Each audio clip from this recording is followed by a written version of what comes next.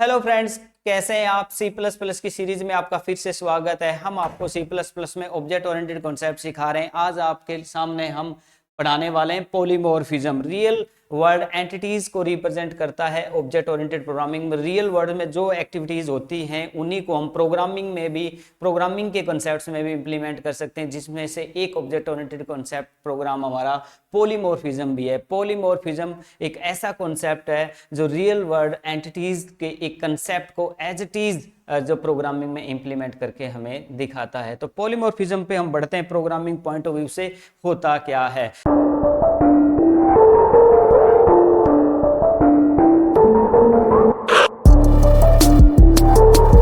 जैसे देखो, अगर हम इसकी डेफिनेशंस की बात करें, पॉलीमॉर्फिज्म रियल वर्ल्ड में एंटिटीज में इसका मीनिंग क्या है। पॉलीमॉर्फिज्म मोर मीनिंग्स को रिप्रेजेंट करता है। One thing different forms.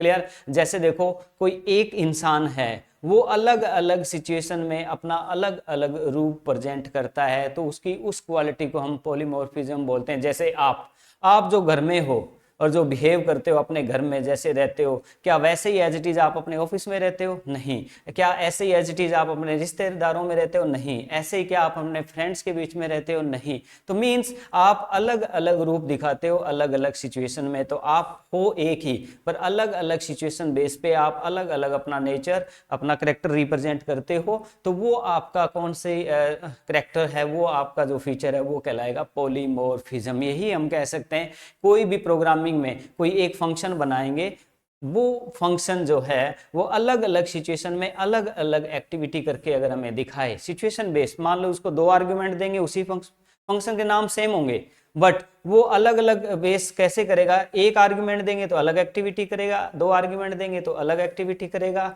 दो टाइप अलग भी देते हैं, दो इंटीजर देते हैं तो अलग करेगा, दो फ्लोट देते हैं तो अलग करेगा। मीन फंक्शन एक ही होगा, अलग अलग सिचुएशन में वो अलग अलग अपनी वर्किंग करके दिखा सकता है। तो उसकी इस क्वालिटी को हम क्या बोलते हैं? पॉलीमॉर्फिज्म। ये तो था थोड़ा ब्रीफ में। अब हम डिटेल में चलेंगे, जहां हम आपको बताने वाले हैं कि पॉलीमॉर्फिज्म होता क्या है। प्रोग्रामिंग में दो प्रकार का पॉलीमॉर्फिज्म बताया गया है, कंपाइल टाइम और run time. Compile time polymorphism को इंप्लीमेंट करने के लिए हमें कौन कौन से कंसेप्ट जो है प्रोग्रामिंग में करने पड़ेंगे, हम वीएस कोड में भी इन चीजों को रन करेंगे और डेफिनेशन भी पढ़ेंगे। तो स्टार्ट करते हैं हमारा कॉन्सेप्ट पॉलीमॉर्फिज्म।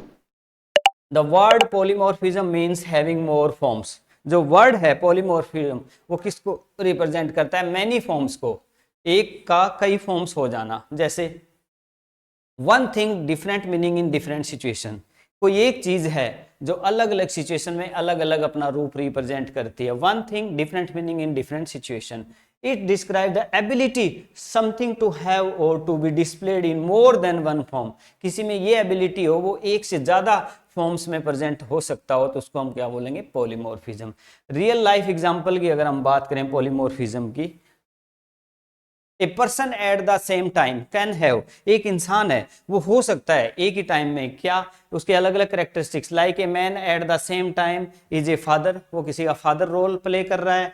ए हस्बैंड किसी का हस्बैंड के रूप में अपना रोल भी प्ले कर रहा है, और वो एन एम्प्लॉय, कोई एम्प्लॉय है, उस रूप में भी वो अपने आप को रिप्रेजेंट कर रहा है। तो इसके इस पर्टिकुलर कंसेप्ट को हम प्रोग्रामिंग में जब हम लेके आते हैं तो पॉलीमॉर्फिज्म इसको बोलते हैं। पॉलीमॉर्फिज्म के टाइप क्या हैं, देखिए।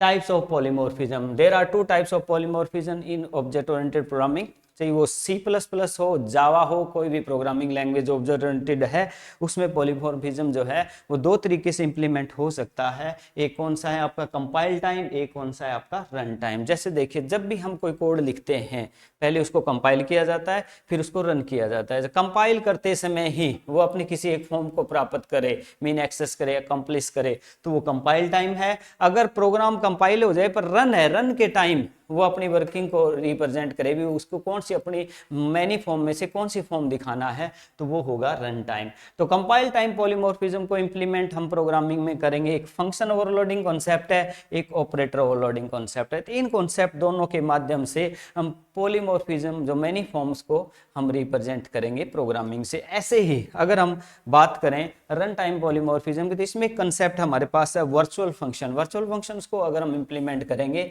तो वो जो है वो रन टाइम पॉलीमॉर्फिज्म को रिप्रेजेंट करेगा। बाकी हम धीरे धीरे जैसे जैसे बढ़ेंगे और इससे रिलेटेड कॉन्सेप्ट आपको बताते रहेंगे। तो मूव करते हैं हम कंपाइल टाइम पॉलीमॉर्फिज्म, जिसमें हम फंक्शन ओवरलोडिंग की तरफ बढ़ जाते हैं। यस, देखिए सबसे पहले बात आती है फंक्शन ओवरलोडिंग होता क्या है। वैसे तो कई बार प्रोग्रामिंग हम सीधी बात कर लेते हैं कि फंक्शन ओवरलोडिंग सीखना है, बट हमें पता तो होना चाहिए वो किसका पार्ट है। अब पता चला कि पॉलीमॉर्फिज्म का पार्ट है कंपाइल टाइम, रन टाइम, और कंपाइल टाइम के अंदर आता है आपका फंक्शन ओवरलोडिंग।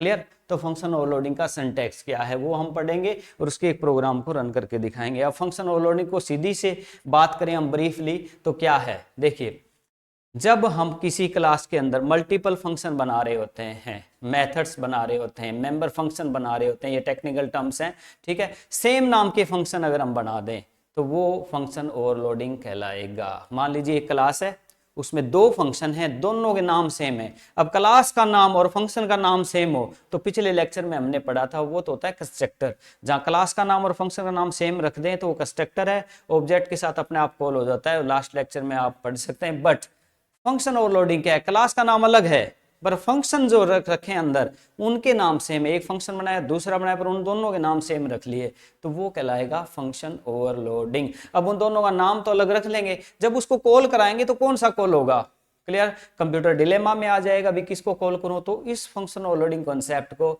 हमें थोड़ा अलग करना पड़ेगा। मींस दो सेम नाम के फंक्शन तो हम रख लेंगे बट उसमें करेंगे क्या, उसमें नंबर ऑफ आर्ग्यूमेंट और टाइप ऑफ आर्ग्यूमेंट से उसको डिफरेंशिएट कर देंगे। एक में आर्ग्यूमेंट ले लेंगे, एक में नहीं लेंगे। जब कॉल किया जाएगा आर्ग्यूमेंट ना वाला है तो उसमें आर्ग्यूमेंट नहीं देंगे तो वो कॉल हो जाएगा, आर्ग्यूमेंट वाला है तो आर्ग्यूमेंट देंगे तो वो वाला कॉल हो जाएगा। कैसे, प्रोग्रामिंग के थ्रू हम समझेंगे। पहली बात। दूसरी, जब हम फंक्शन ओवरलोडिंग करते हैं दो फंक्शन, दो नहीं तीन भी बना सकते हो आप, मल्टीपल फंक्शन हो सकते हैं सेम नाम से, बट एक में एक आर्गुमेंट ले लो, एक में दो ले लो, एक में तीन ले लो, ऐसे हो सकता है। एक में एक इंटीजर ले लो, दूसरे में भी एक ले सकते हो पर दूसरा फ्लोट ले लो। एक में इंटीजर लिया, एक में फ्लोट आर्गुमेंट ले लिया तो भी अलग हो गया। दो उसमें लिया, दो उसमें, एक में इंटीजर दोनों ले लिए, एक में दोनों फ्लोट ले लिए तो भी पॉसिबल हो गया। या पहला इंटीजर दूसरा फ्लोट, दूसरे में पहला फ्लोट दूसरा integer. Type of argument, number of argument से उनको अलग करना ही पड़ेगा फंक्शन ओवरलोडिंग में। तो इस कॉन्सेप्ट को हम प्रोग्रामिंग के थ्रू अगर समझें, फंक्शन ओवरलोडिंग क्या है, multiple function having same name. Multiple function है एक ही क्लास में, in a class but numbers and types of parameter, पर जो फंक्शन के अंदर आर्ग्यूमेंट होते हैं जो हम लेते हैं, अभी बताएंगे आपको, वो क्या है, अलग होने चाहिए। The function should be different in known as function overloading. दोबारा पढ़ते हैं, multiple function having same name in a class but number and types of parameter of the function should be different is known as function overloading। yes, तो हम बात करते हैं function overloading को कैसे इंप्लीमेंट करेंगे। ये हमारी एक प्रोग्राम बना के हमने दिखाया है जिसके अंदर एक क्लास ली। ये हम प्रोग्रामिंग में बेसिक लिखते होते हैं। ये हमारी एक क्लास है, क्लास का नाम क्या है, आई स्लेबर।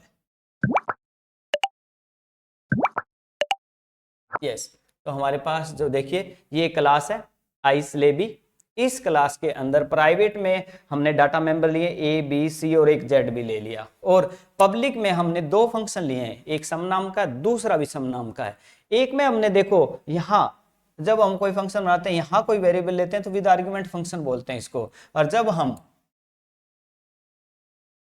जब यहाँ फंक्शन ले रहे हैं इसमें कोई आर्गुमेंट लेते हैं, जैसे यहाँ एक्स और वाई लिया है तो ये विद आर्गुमेंट फंक्शन है और ये विदाउट आर्गुमेंट फंक्शन है। तो ये एक सम नाम का फंक्शन है, ये भी सम नाम का, ये विदाउट आर्गुमेंट है, ये विद आर्गुमेंट है, पर दोनों फंक्शन के नाम सेम है, यहाँ भी सम है यहाँ भी सम है। क्लियर, ये एक क्लास है, इसमें दो फंक्शन लिए गए जो पब्लिक है, दोनों में एक आर्गुमेंट के साथ लिया गया है, सॉरी दूसरा विदाउट आर्गुमेंट लिया गया है, पर नेम सेम रखे गए हैं। आर्गुमेंट वाला फंक्शन कुछ ऐसे लेते हैं, इसके अंदर वॉइड सम इंट एक्स इंट वाई, और इसके अंदर वर्किंग करें, अभी हम इसको समझाते हैं, इसको रन भी करेंगे VS कोड में तो और अच्छे से आपको समझ में आएगा। अब देखिए, अब ये हमारी क्लास थी, इसमें ये दो फंक्शन थे, अब इसको कॉल कराना है तो इस क्लास का ऑब्जेक्ट लेना पड़ेगा। आई स्लेबी का जो क्लास है हमारी, इसका हमने ऑब्जेक्ट ले लिया के। अब के के साथ हमें सम को कॉल कराना है तो के डॉट सम, हमने इसके अंदर देखो कोई आर्गुमेंट नहीं दिया, तो ये कॉल हो जाएगा। फिर हमने के साथ एक और सम कॉल किया है, ये वाला, इसमें हमने 10 और 20 दे दिया, तो 10 चला जाएगा x में, 20 चला जाएगा y में, x y का एडिशन z में और z को प्रिंट किया। तो ये दो सेम नाम के फंक्शन यहाँ हैं, दोनों कॉल किया जा रहा है, एक विद आर्ग्यूमेंट और एक विदाउट आर्ग्यूमेंट। इस प्रकार से इस कॉन्सेप्ट को हम बोलेंगे पॉलीमॉर्फिज्म, या फिर क्या बोल सकते हैं, इसका इंप्लीमेंटेशन है फंक्शन ओवरलोडिंग। अब फंक्शन ओवरलोड हो गया यहाँ पे, ठीक है, जो दो सेम नाम के फंक्शन बना दिए, 3 भी बना सकते हैं, 4 भी बना सकते हैं। अब इसको हम पहले VS कोड में इंप्लीमेंट करके देखते हैं। यस, ये हमने लास्ट टाइम कंस्ट्रक्टर किया था, इसको हम उड़ा देते हैं, ये सारा कोड उड़ाएंगे और यहाँ पर हम यस क्लास रख लेंगे, एक काट देते हैं, इसको भी पूरा ही काट देते हैं, दोबारा लिखेंगे ताकि कॉम्प्लेक्सिटी ना हो, ये भी काट दीजिए। यस, काट दीजिए इसको। देखिए ये हमारे पास मेन फंक्शन है, ये हमारी हेडर फाइल्स हैं। अब यहाँ ऊपर हम क्लास बनाएंगे, क्लास आइसलेबी, ये अपने YouTube चैनल का नाम है, तो सब्सक्राइब लाइक कर दीजिए ताकि हमें भी मोटिवेशन मिलता रहे और आपके लिए हम अलग अलग डाटा बनाते रहें। तो एक बार लाइक तो आपका बनता ही यार, सब्सक्राइब कर दें और शेयर करें, कभी DP पे भी लगा लीजिए अगर आपको अच्छा लगे तो। यस, स्टेटस पे प्राइवेट हम यहाँ ले लेंगे इंट A B और C सेमीकोलन, पब्लिक यस, यहां पर हम बना रहे हैं void sum और यहां पर हम एक मैसेज लिख देते हैं सिंपल। चलो एडिशन का प्रोग्राम बना दें, A = 10। इसमें आप प्रोग्रामिंग कुछ भी कर सकते हो, हमारा मकसद है कि आपको ये कंसेप्ट समझाएंगे फंक्शन ओवरलोडिंग है क्या। फंक्शन आप किसी भी टाइप के कोई भी बना सकते हो, आपकी मर्जी है। हमने यहाँ सम नाम का फंक्शन बनाया, A की 10 B की 20 और C = A + B और C आउट किया, ये एक फंक्शन कंप्लीट है। एक और बना लेते हैं, सम नाम का ये बनाएंगे, void sum, यहाँ आर्ग्यूमेंट लेंगे int x, int y, यहाँ कॉमा लगेगा, सेमीकोलन नहीं आएगा, यस, और इसका ब्लॉक बनाएंगे, ब्लॉक यस। अब देखिए हमारे पास एक क्लास है आइसलेबी, इसके अंदर ये डाटा मेंबर है, मेंबर फंक्शन दो हैं, एक void sum है, एक void sum है, बट इसमें विदाउट आर्ग्यूमेंट वाला है, वैल्यू वेरिएबल जो अंदर ही लिए हमने, ये विद आर्ग्यूमेंट वाला है, यहाँ आर्ग्यूमेंट जब लेते हैं, ठीक है, यहाँ x z = x प्लस, यहाँ z की जरूरत थी तो वो ऊपर ले लें, क्योंकि आर्ग्यूमेंट लेंगे तो नीचे से भेजना पड़ेगा वैल्यू, 2 आर्ग्यूमेंट है, 2 वैल्यू भेजनी पड़ेगी, तीसरा वेरिएबल चाहिए तो ऊपर ले लो यहाँ पर, तो इसलिए हमने z यहाँ पे लिया, z = x प्लस z को प्रिंट किया, ठीक है। अब देखिए हमारे पास एक क्लास है आइसलेबी, इसमें 2 फंक्शन है, एक विद आर्ग्यूमेंट है, एक विदाउट आर्ग्यूमेंट है, दोनों के नाम सेम है, ये फंक्शन ओवरलोडिंग है, ये विद आर्ग्यूमेंट 2 आर्ग्यूमेंट दिए, यहाँ अब इनको कॉल करवा लेंगे हम, x डॉट एंटर करें, क्योंकि कंस्ट्रक्टर होता है तो अपना आप कॉल हो जाता है, ये फंक्शन है, ठीक है, क्लास का नाम सेम नहीं रख रहे इसके साथ, जैसे हमने लास्ट लेक्चर में कंस्ट्रक्टर सीखा था जिसमें क्लास का नाम और फंक्शन नाम सेम कर रहे थे। अब ऐसा सिर्फ है, सिर्फ फंक्शन के नाम सेम है, क्लास का नाम अलग है। यस, तो यहाँ 10 और 20 दे देंगे, 10 और 100 और 200 दे देते हैं, वैल्यू चेंज कर देते हैं, 100 और 200। यस, अब इसमें थोड़ा सा इसको और समझते हैं, आइसलेबी का x लिया, x के साथ सम कॉल किया, यहाँ कोई आर्गुमेंट नहीं दिया है तो ये फंक्शन कॉल होगा, जहाँ 10 20 का जोड़ होगे प्रिंट हो जाएगा, बट यहाँ x डॉट सम कॉल किया पर आर्ग्यूमेंट दिए हैं 10 और 2, तो 100 चला जाएगा x में, 200 चला जाएगा y में, x y का एडिशन और प्रिंट हो जाएगा। तो यहाँ ये आर्ग्यूमेंट के साथ काम करेगा, ये विदाउट आर्ग्यूमेंट के साथ काम करेगा, ठीक है। अब इनको हम क्या कर लेते हैं, रन कर लेते हैं, पहले हम सेव करेंगे, सेव करने के बाद इसको हम कर लेंगे यहाँ से रन। सेव करना जरूरी है क्योंकि जितनी भी अपडेट्स आप करते हो, अपडेट्स को अगर आपको देखना है रन टाइम में तो आपको उसको क्या करना पड़ेगा, सेव करना पड़ेगा, फिर उसको रन। यस, फर्स्ट टाइम ये कंपाइल कर रहा है सारी वर्किंग, ये देखिए 30 और 300, 30 आ रहा है, 10 और 20 जो पहला फंक्शन कॉल किया था, और 300 आ रहा है जो दूसरा फंक्शन विद आर्ग्यूमेंट वाला कॉल किया था। तो ये रिप्रेजेंट करता है आपका कंसेप्ट कौन सा, यस यस। तो देखिए ये फंक्शन ओवरलोडिंग। अब थोड़ा सा इसमें कुछ एक्सपेरिमेंट करके भी दिखाते हैं आपको। हम मान लीजिए यहाँ पर ये फंक्शन विदाउट आर्ग्यूमेंट है, ये विद आर्ग्यूमेंट है, यहाँ पर हम एक आर्ग्यूमेंट लेके देखते हैं, यस इंटीजर एल ले लेते हैं, एल, यस, और यहां पर जस्ट एल को प्रिंट करवा देंगे। देखिए बेसिक प्रोग्रामिंग जब स्टार्टिंग में आप सीख रहे होते हो तो सिंपल प्रोग्राम बना के देखें, कंसेप्ट क्लियर होना चाहिए भी फंक्शन ओवरलोड कैसे हो रहा है, अंदर की जो प्रोग्रामिंग है, वर्किंग है, फैक्टोरियल निकालो, आप फैबोनिक सीरीज बनाओ, वो बाद की बात है, पहले ये है कि कंसेप्ट सीखना। अब हमने ये करने की कोशिश की, अगर हम एक आर्गुमेंट देंगे सम को तो उसको प्रिंट कराए, अगर दो दें तो उसको वो क्या करे, एडिशन करके दिखाए, ये हमने करने की कोशिश की है। अब सम नाम का फंक्शन है, उसको अगर एक आर्गुमेंट दें तो उसको जस्ट प्रिंट करवाए, और दो दें तो उसको सम करके प्रिंट कराए, तो उसकी चीज एक ही है, सम है, बट अलग अलग सिचुएशन पैदा कर दी हमने उसके लिए, एक आर्ग्यूमेंट और दो आर्ग्यूमेंट, एक दें तो प्रिंट कराए, दो दें तो उनका एडिशन करके प्रिंट कराए। तो क्या ऐसा हो रहा है, हम चेकआउट कर लेते हैं। अब यहाँ एक आर्ग्यूमेंट दे देते हैं, 786 लिख देंगे इसके अंदर, ये एक आर्ग्यूमेंट दिया हमने, यस। अब क्या होगा, इसके साथ सम कॉल हुआ, इसका मतलब ये कॉल होगा, वैल्यू लेके प्रिंट करेगा डायरेक्ट, अगर ये करोगे तो दो वैल्यू लेके टोटल करके प्रिंट करेगा। कैसे, इसको सेव कर लेते हैं, पहले सेव किया और इसको हम कर लेंगे रन।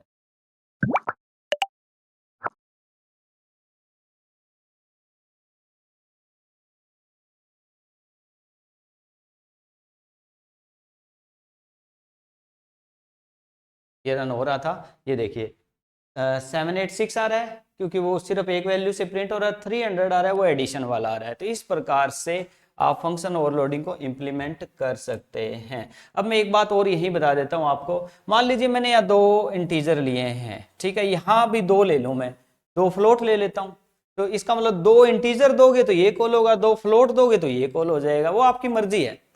आप ये सारी चीजें करके देख सकते हैं, एक में एक आर्गुमेंट लें, एक में दो लें, एक में तीन ले लें, एक में इंटीजर लें, एक में फ्लोट लें, तो भी अलग हो गया। तो वैल्यू जैसी वैल्यू आप दोगे उसके अकॉर्डिंग ही वो फंक्शन कॉल हो जाएगा। तो ये था हमारा कॉन्सेप्ट, कौन सा, फंक्शन ओवरलोडिंग, जो पॉलीमॉर्फिज्म को रिप्रेजेंट करता है। अब हम पीपीटी की तरफ मूव करते हैं।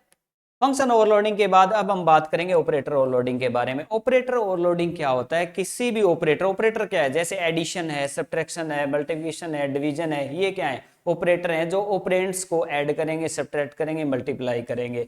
तो एक ऑपरेटर जैसे कि प्लस है, उसको ओवरलोड करना है, ओवरलोड का मतलब है उसकी एग्जिस्टिंग जो फंक्शनैलिटी या प्रॉपर्टी है वो तो उसमें रहेगी, प्लस उसमें एक फंक्शनैलिटी और ऐड करें कि वो करके दिखाए, तो वो क्या कहलाता है, आपका ऑपरेटर ओवरलोडिंग। उसकी फंक्शनैलिटी में एडअप करना कुछ ऑपरेटर ओवरलोडिंग कहलाएगा। जैसे देखिए एक डेफिनेशन से इस बात को कवर करते हैं, operator overloading can add special feature to the functionality and behaviour of already existing operators. Already operators में जो फंक्शनैलिटी या जो बिहेवियर है उसमें कुछ और एक्स्ट्रा फीचर ऐड करना। फॉर एग्जांपल, जैसे देखिए इस एग्जांपल में बताया गया है, मान लीजिए एक प्लस ऑपरेटर है, तो प्लस ऑपरेटर दो इंटीजर उसको देंगे तो ऐड कर देगा, दो फ्लोट देंगे तो भी ऐड कर देगा। अब हम ये चाहते हैं दो स्ट्रिंग दें तो वो उन दोनों को कॉन्कैटिनेट करके दिखाए। कॉन्कैटिनेट का मतलब क्या है, एक स्ट्रिंग है दूसरी स्ट्रिंग है, अलग अलग है पर उनको जोड़ के एक बनानी है, तो कॉन्कैटिनेशन कहलाएगा। तो हम प्लस ऑपरेटर से इंटीजर और फ्लोट को ऐड कर सकते हैं, ये उसकी ऑलरेडी एग्जिस्टिंग प्रॉपर्टी है। बट प्लस ऑपरेटर से दो स्ट्रिंग को कॉन्कैटिनेट करना है, ये एक्स्ट्रा फीचर हम उसमें डालना चाहते हैं, तो वो ओवरलोड हो जाएगा, तो वो कहलाएगा ऑपरेटर ओवरलोडिंग। ऑपरेटर ओवरलोडिंग जो फंक्शन है उसको बनाने का तरीका क्या है पहले हम क्लास, फिर क्लास का नेम लेंगे और उसके अंदर क्या करेंगे, जैसे यहाँ वो उसकी एक्सेसिबिलिटी मोड है, यहाँ रिटर्न टाइप, फिर ऑपरेटर कीवर्ड लिखना पड़ेगा। जैसे आम फंक्शन बनाते हैं वैसे एक फंक्शन ही बनेगा। मान लीजिए एक प्लस ऑपरेटर है, उसको ओवरलोड करना है, तो क्लास के अंदर एक फंक्शन बनाएंगे, प्लस नाम से बनाएंगे, भी उसमें एक फंक्शनैलिटी और ऐड कर दो, ऑलरेडी उसकी है। तो उसको बनाने का, लिखने का तरीका क्या है, पहले रिटर्न टाइप उसका क्या रहेगा ऑपरेटर का, फिर ऑपरेटर कीवर्ड यूज होगा, फिर वो सिंबल प्लस है माइनस है किसको ओवरलोड कर रहे हो, और यहाँ आर्ग्यूमेंट रहेंगे, ये ब्लॉक, यहाँ उसकी फंक्शनैलिटी लिख देंगे जो उसमें एडअप करना चाहते हैं। ये सिंटैक्स है, एग्जांपल से समझ लेंगे तो और अच्छे से समझ में आएगा आपको। जैसे देखो वही एग्जांपल जो मैंने आपको बताया कि दो स्ट्रिंग को भी जोड़े प्लस ऑपरेटर, जो कि फ्लोट और इंटीजर को जोड़ता है, तो ये हम एक प्रोग्राम बनाने की कोशिश कर रहे हैं यहाँ पर। यहाँ ढंग से समझ लेंगे हम और फिर इसको VS कोड में भी रन करके आपको दिखाने वाले हैं। जैसे देखिए यहाँ पर एक क्लास तैयार की है, यहाँ से लेके यहाँ एक क्लास है, क्लास का नाम हेलो है। यहाँ हमने करेक्टर स्ट्रिंग ले लिया 20, इसका मतलब एक स्ट्रिंग वेरिएबल है, उसमें 20 करेक्टर तक आ सकते हैं। उसके बाद पब्लिक एक्सेसिबिलिटी मोड में हमने इसमें 3 फंक्शन बनाए, एक इनपुट, एक डिस्प्ले और एक ऑपरेटर। ये ऑपरेटर ओवरलोडिंग का काम करेगा, जस्ट ये इससे ऊपर तो सिंपल दो हमारे फंक्शन है, मेथड्स हैं, तो ये तो सिंपल है। जैसे देखिए इस फंक्शन का काम क्या है, ये इनपुट फंक्शन बनाया, इसका नाम कुछ भी रख लें आप, मैंने इनपुट रख लिया, वॉइड इनपुट, और ये क्या करेगा, एंट्री और स्ट्रिंग, एक स्ट्रिंग एंटर कराने का काम करेगा, आपसे एक स्ट्रिंग पूछेगा। हो सकता है आपसे दो स्ट्रिंग, मान लो 2 बार रन करेंगे, एक स्ट्रिंग पूछ लेगा, दूसरी स्ट्रिंग पूछ लेगा, 2 बार रन करेंगे इसको, उन दोनों को जोड़ने के लिए ये पर्टिकुलर फंक्शन काम करेगा, और जुड़ा हुआ डाटा को दिखाने के लिए हम डिस्प्ले फंक्शन का यूज कर रहे हैं। तो यहाँ 3 फंक्शन बनाए जा रहे हैं, एक तो इनपुट फंक्शन है जो स्ट्रिंग हमसे इनपुट करवाएगा, एक डिस्प्ले का है जो रिजल्ट है उनको डिस्प्ले कराने के लिए, एक हमारा ये है रियल, ये तो हम कैसे भी किसी भी एप्लीकेशन में कैसे भी बना सकते हैं, बट जो ऑपरेटर ओवरलोडिंग को ये रिप्रेजेंट करेगा ये मेथड है, जिसमें ऑपरेटर का यहाँ नाम रखा गया है जिसको हमें ओवरलोड करना है। तो देखिए यहाँ पर एक इनपुट फंक्शन है जिसमें स्ट्रिंग एंटर कराई जाती है, डिस्प्ले में उस स्ट्रिंग को डिस्प्ले किया जाता है, बट यहाँ पर ऑपरेटर ओवरलोडिंग को इंप्लीमेंट किया, यहाँ इस फंक्शन का रिटर्न टाइप क्या हुआ, हेलो है, तो क्लास का नाम क्या है, हेलो, इसका मतलब ये एक ऑब्जेक्ट ही रिटर्न करेगा, इसलिए इसका नाम इंटीजर ना रख के, वॉइड ना लिख के हमने यहाँ क्या रखा, हेलो, ताकि ये फंक्शन को कोई वैल्यू मिले और ये रिटर्न एक ऑब्जेक्ट करेगा, तो यहाँ हेलो लिखा, और यहाँ पर एक पैरामीटर लिया है हेलो टाइप का, क्योंकि जब हम इसको कोई डाटा देंगे जिसपे ये काम करने वाला है वो भी एक हो सकता है ऑब्जेक्ट है, ठीक है, तो यहाँ पर हेलो टाइप का एक एस ऑब्जेक्ट ले लिया जो इसको मिलने वाला है, जो इस ऑब्जेक्ट पे ये काम करेगा। यहाँ ऑपरेटर वर्ड हमें लिखना ही पड़ेगा फिक्स, वो ऑपरेटर जिसको ओवरलोड करना है, जैसे प्लस को करना है तो हमने यहाँ प्लस लिखा, माइनस को करना होता तो हम यहाँ माइनस लिख लेते, ठीक है। अब देखिए इसमें वर्किंग कैसे हो रही है, इसमें वर्किंग हो रही है, जो ऑब्जेक्ट हम देंगे यहाँ एस में आएगा, यहाँ एक और ऑब्जेक्ट की यूज रहेगा हमारे लिए, तो एक ऑब्जेक्ट और ले लेंगे, हेलो का सामने ऑब्जेक्ट, तो एक हेलो का ऑब्जेक्ट लिया और एक हेलो का आर्ग्यूमेंट लिया एस। इसमें क्या कर रहे हैं हम, प्री डिफाइंड जो लाइब्रेरी फंक्शन है हमारे स्ट्रिंग कैट से क्या होता है, 2 स्ट्रिंग को जोड़ दिया जाता है, स्ट्रिंग कॉपी से एक स्ट्रिंग को दूसरी स्ट्रिंग में कॉपी किया जा सकता है, ये प्री डिफाइंड फंक्शन है जिसके लिए string dot H header file में हमें इंक्लूड प्रोग्रामिंग में करनी पड़ेगी, ठीक है, जैसे ये लिखा है इंक्लूड स्ट्रिंग डॉट एच, इससे ये स्ट्रिंग कैट कॉपी फंक्शन काम करेंगे। ओके, इसमें क्या होगा कि हमारे पास जो भी नीचे से स्ट्रिंग आएगी उनको कॉपी करने का काम करेगा। अब इसको हम नीचे से एक प्रॉपर समझते हैं, फिर ये वर्किंग समझाते हैं आपको। अब यहाँ पर देखिए क्या किया हमने, एक हेलो जो क्लास है इसका ऑब्जेक्ट लिया स्ट्रिंग 1 और एक ले लिया स्ट्रिंग 2 और एक ले लिया हमने स्ट्रिंग 3, 3 ऑब्जेक्ट हमने लिए। हम चाहते हैं स्ट्रिंग 1 में जो डाटा है और स्ट्रिंग 2 में जो डाटा है उन दोनों का कॉन्कैटिनेट हो गए स्ट्रिंग 3 में आना चाहिए, तो हम प्लस ऑपरेटर से ये काम करने वाले हैं। तो सबसे पहले स्ट्रिंग 1 के लिए डाटा इनपुट कराएंगे, तो string board dot input, string 1 dot input, इसका मतलब ये फंक्शन कॉल होगा इनपुट वाला, तो हमसे एक स्ट्रिंग पूछ ली जाएगी str के अंदर, जो हम कोई भी स्ट्रिंग डाल देंगे। सेम ऐसे स्ट्रिंग डॉट इनपुट, तो दोबारा ये फंक्शन कॉल होगा, स्ट्रिंग 2 के लिए भी हमसे एक डाटा पूछ लिया जाएगा, तो इसमें स्ट्रिंग 1 में भी डाटा आ गया, स्ट्रिंग 2 में भी डाटा आ गया। अब हम चाहते हैं स्ट्रिंग 3 में क्या हो, स्ट्रिंग 3 में हो स्ट्रिंग 1 प्लस स्ट्रिंग 2, मतलब स्ट्रिंग 1 में जो भी डाटा डाला है वो प्लस हो जाए, मीन कॉन्कैटिनेट हो जाए स्ट्रिंग 2 के साथ। प्लस ऑपरेटर से नॉर्मली तो होगा नहीं, पर हमने इस प्लस ऑपरेटर को यहाँ बनाया है, यहाँ प्लस लिखने का मतलब इसको कॉल कर रहे हैं हम, इस फंक्शन को कॉल कर रहे हैं यहाँ, तो ये फंक्शन कॉल होगा, तो ये दोनों स्ट्रिंग यहाँ ट्रांसफर हो जाएंगी। तो दूसरी जो स्ट्रिंग होती है ना, इस प्लस ऑपरेटर के बाद जो होती है वो ट्रांसफर होती है यहाँ, और जो पहली होती है वो बाय डिफॉल्ट कैलकुलेट करता है। ये बात समझने की है, जब हम ऑपरेटर ओवरलोडिंग कर रहे हैं और उसको ऑपरेटर के सामने, ये बाइनरी ऑपरेटर है प्लस, तो 2 दिए हमने स्ट्रिंग 1 प्लस स्ट्रिंग 2, तो 2 वाली तो उसमें चली जाएगी, 1 बाय डिफॉल्ट जाती है, एक ही आर्गुमेंट पास करना पड़ेगा, सेकंड वाला, फर्स्ट वाला अपने आप उठा लेता है वो, ये ध्यान रखना है इसमें।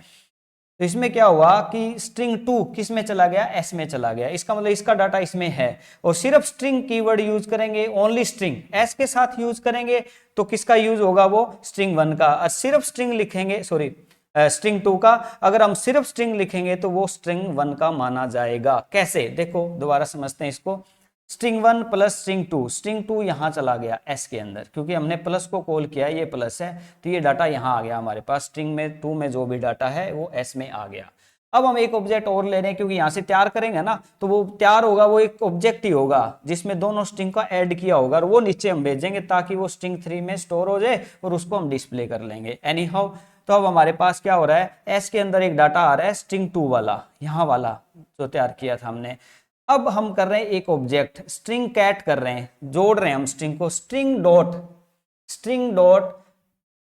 एस डॉट स्ट्रिंग का मतलब तो हो गया जो दूसरा आया था वो, और स्ट्रिंग का मतलब होगा जो पहला है वो। तो पहले का डाटा मान लीजिए हमने रन टाइम में इसका डाला हेलो, तो हेलो हो गया, कॉमा एस डॉट स्ट्रिंग मतलब दूसरा डाटा जो इसमें के थ्रू ले आए हम, इसमें मान लो वेलकम डाला, तो हेलो और वेलकम कॉन्कैटनेट होके हमारा जुड़ गया, ओके, तैयार हो गया डाटा। अब उसको ऑब्जेक्ट में डालना है तो स्ट्रिंग कॉपी करेंगे हम, तो स्ट्रिंग कॉमा डॉट स्ट्रिंग, तो इससे क्या होगा, हमारा जो डाटा है वो string sorry object dot string, जो इस ऑब्जेक्ट का जो स्ट्रिंग है वो तैयार हो जाए, क्या हो जाए, जो स्ट्रिंग में है। स्ट्रिंग में कौन सा था, अभी हमने इनको जोड़ा था वो था, तो वो जोड़ा हुआ डाटा किस में आ गया, हमारा कॉपी हो गया, स्ट्रिंग डॉट स्ट्रिंग में आ गया स्ट्रिंग वाला डाटा। अब कॉपी हो गया हमारे पास और रिटर्न करेंगे ऑब्जेक्ट को, तो वो ऑब्जेक्ट तैयार हो गया, रिटर्न हो गया और वो S3 में स्ट्रिंग 3 में डल गया। इसका मतलब ये है जब हम ऑब्जेक्ट पास करें तो दूसरा तो जाता है, ठीक है, ऑब्जेक्ट में पहला बाय डिफॉल्ट जाता है, तो स्ट्रिंग पहला माना जाएगा प्लस स्ट्रिंग डॉट या एस डॉट स्ट्रिंग जो दूसरा, तो दोनों का जुड़ गए। तो जोड़ने के लिए हमने एक फंक्शन को यूज किया स्ट्रिंग कैट, और वो जो तैयार हुआ वो ऑब्जेक्ट बनाया एक, और ऑब्जेक्ट से उसको रिटर्न किया और उसको डाल के उसका डिस्प्ले फंक्शन तैयार कर रहे हैं ताकि उसमें जो भी स्ट्रिंग आई है वो डिस्प्ले में आ जाए। क्लियर? तो इस चीज को हमें थोड़ा सा समझने की जरूरत है कि यहाँ पर हमें ऑपरेटर बनाना पड़ेगा, और वो ऑपरेटर यहाँ लिखेंगे तो सेकंड यहाँ ट्रांसफर हो जाएगा, फर्स्ट बाय डिफॉल्ट ट्रांसफर होता है। अब हमें दोनों को जोड़ना था, पहले जोड़ेंगे फिर ऑब्जेक्ट तैयार करेंगे, string comma string dot str, इससे क्या हो रहा है, पहला स्ट्रिंग जो भी है और दूसरा स्ट्रिंग है वो दोनों जुड़ के कॉन्कैटनेट हो जाएंगे। कॉन्कैटनेट होने के बाद वो एक स्ट्रिंग में स्टोर हो गया, पहली बार में स्टोर हो जाता है। अब जो स्टोर हुआ है वो ऑब्जेक्ट के स्ट्रिंग में डालना है, तो हमने लिखा स्ट्रिंग कॉपी, कॉपी किया, जो भी तैयार हुआ वो डाटा ऑब्जेक्ट के स्ट्रिंग में आ गया और उसको हमने रिटर्न कर रहे हैं। वो रिटर्न किया और डाटा स्ट्रिंग 3 में आया, स्ट्रिंग 3 को हमने डिस्प्ले में किया, तो डिस्प्ले से उसका डाटा जो है स्ट्रिंग वाला वो डिस्प्ले हो जाएगा। तो इस प्रकार हम प्लस ऑपरेटर को यहाँ पर ओवरलोड कर रहे हैं, जिसमें हम यहाँ से दो ऑब्जेक्ट ट्रांसफर कर रहे हैं, एक बाय डिफॉल्ट होता है पहले वाला, दूसरा हमें भेजना पड़ता है, और उसके कंटेंट को फाइंड आउट करके नया ऑब्जेक्ट तैयार कर रहे हैं और उसको रिटर्न करके यहाँ पर प्रिंट करा रहे हैं। तो इस प्रकार से आप ऑपरेटर ओवरलोडिंग को इंप्लीमेंट कर सकते हैं। अब इसको हम रन कर देखते हैं VS कोड के अंदर। Move to VS code.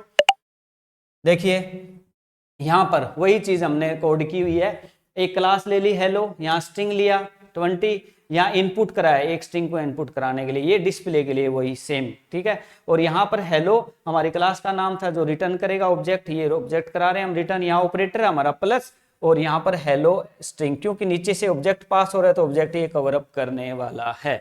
तो यहाँ देखिए इस वर्किंग को समझते हैं। हेलो के सामने 3 ऑब्जेक्ट हैं, S1 S2 S3। S1 को तैयार किया इनपुट के साथ, ये एक नंबर एंटर करवा ले, मीन आपसे डाटा एंटर करा लेगा स्ट्रिंग में, हम हेलो डाल देंगे, फिर स्ट्रिंग डॉट इनपुट, फिर दोबारा इनपुट को कॉल किया स्ट्रिंग 2 के साथ, तो हम वेलकम डाल देंगे। तो इसमें हेलो आ गया और दूसरे में वेलकम, इस फंक्शन के थ्रू ये कॉल होके। उसके बाद स्ट्रिंग 3 में क्या कर रहे हैं, दोनों स्ट्रिंग को हम प्लस ऑपरेटर कॉल कर रहे हैं, तो प्लस से ये फंक्शन कॉल होगा, ये ऑपरेटर वाला।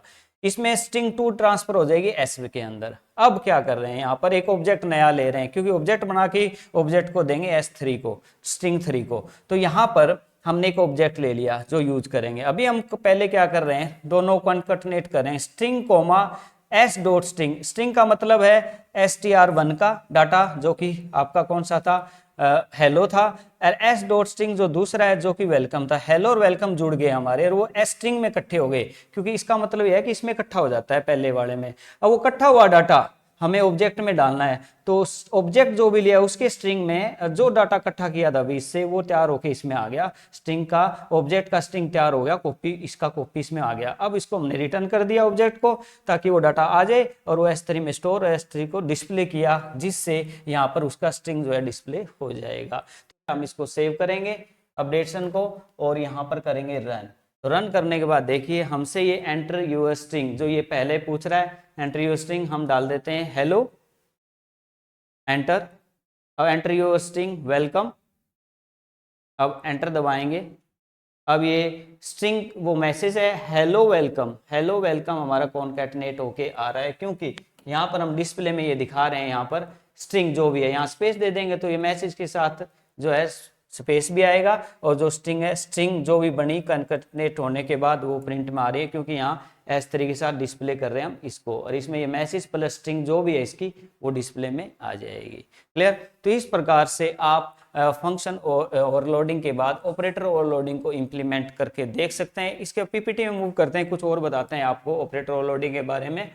कुछ ऑपरेटर ऐसे भी हैं जो ओवरलोड नहीं हो सकते ऑपरेटर ओवरलोडिंग कॉन्सेप्ट में, जैसे कि मेंबरशिप ऑपरेटर है, ठीक है, और ये आपका next pointer to member operator है, और स्कोप रेजोल्यूशन ऑपरेटर है आपका, और कंडीशनल ऑपरेटर है, और साइज ऑफ ऑपरेटर है। तो ये कुछ ऑपरेटर ऐसे हैं जो कि ओवरलोड नहीं हो सकते। तो आप करके देख लें, plus operator, minus operator, plus plus, minus minus, ऐसे कुछ एग्जांपल करके देखें। कोई इश्यू हो तो आप कमेंट करके जरूर बताएं। Thank you very much. इस प्रकार की इन्फॉर्मेशन के लिए अपने लाइक, शेयर और सब्सक्राइब चैनल को कर दीजिए। जय हिंद, जय भारत।